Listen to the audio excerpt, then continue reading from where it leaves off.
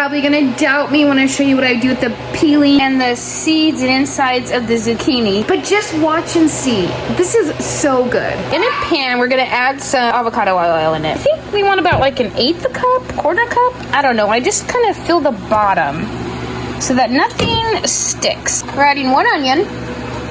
So we're gonna just cook the onion for a couple minutes until it's translucent and soft. A couple cloves of garlic. Now we're gonna start putting in the middle. Peels. Okay, oops. We had a little bit more than I thought. Then 1/8 this stuff. The zucchini has enough water content. Look how much that cooked down.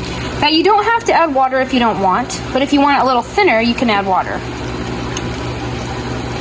Soft, I'm gonna turn the burner off, and then I'm just gonna put this back here so it can cool down. Because the next thing I'm going to do is I'm going to blend it. I'm just going to load this now into the blender.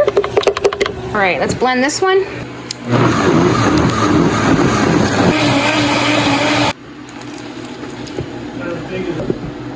The second batch. Round 2. Then I add it all back into the original pot.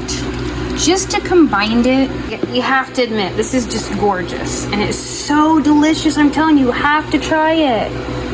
My daughter just came and had some and she said it was amazing. For food at work this week, either breakfast or lunch. Probably breakfast because I don't want to eat it cold. I don't really have time to heat it at lunch. Ended up with 6 pints of soup, and it's so good, and this normally would have been compost or chicken scraps. Don't throw that stuff away. It's really tasty. Out of the very, very many ways that we make zucchini for meals, this is my favorite.